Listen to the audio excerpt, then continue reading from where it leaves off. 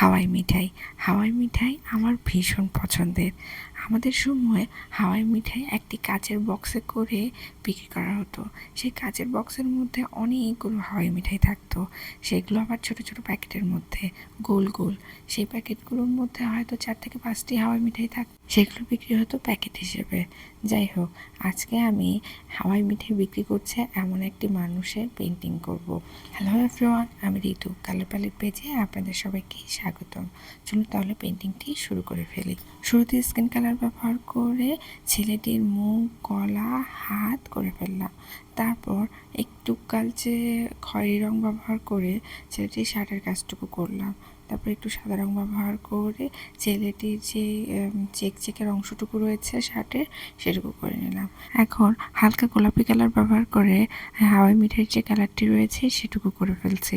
প্রত্যেকটি হাওয়াই মিঠাই আমি এক একে করে ফেললাম। ছেলেটি একটি লাঠির মধ্যে হাওয়াই মিঠাইয়ের প্যাকেটগুলো পেতে নিয়েছে। সেই লাঠির পিছনের অংশগুলোতে হাওয়াই মিঠাই বেশি রয়েছে এবং সামনে অল্প একটু রেখেছে। তারপর চলে যাচ্ছি ফিগারটির দিকে।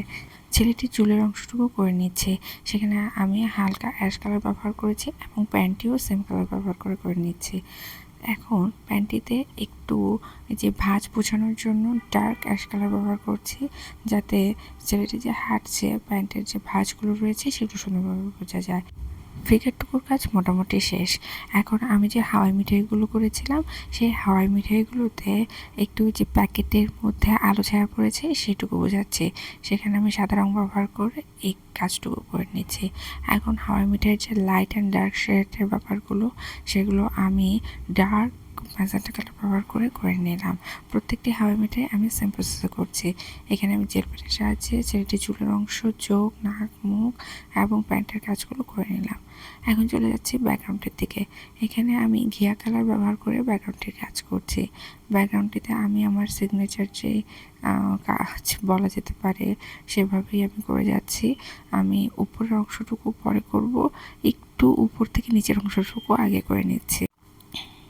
এই হাওয়াই মিঠাইয়ের কাজটুকু আমি ভেবেছিলাম যে ব্যাকগ্রাউন্ডের কোনো কাজ রাখবো না, কিন্তু এই ব্যাকগ্রাউন্ডে কাজ না রাখলে ঠিকঠাক মতো ভালো লাগছিল না, পুরোটা ফাঁকা লাগছিল। তাই আমি ব্যাকগ্রাউন্ডের কাজটুকু করলাম। ব্যাকগ্রাউন্ডটিতে আমি কিছু আড়াআড়ি, কিছু লম্বালম্বি, কিছু ঢেউ ঢেউ, কিছুটা কার্ভ টাইপের করে ডিজাইনটুকু করছি। কিছুটা বল বল, কিছুটা ছোট বড় লাইন টেনে টেনে ডিজাইনের কাজটুকু করে নিচ্ছি। মোটামুটি বলা যেতে পারে পুরো ব্যাকগ্রাউন্ডটি আমি সেমভাবেই করছি। আর উপরের যে অংশটুকু, সেই অংশটুকু একটু বৃষ্টির মতন করে নিচ্ছি। কাজ কিন্তু আমার শেষ। ভিডিওটি যদি ভালো লেগে থাকে লাইক, কমেন্ট, শেয়ার করতে ভুলবেন না। ধন্যবাদ।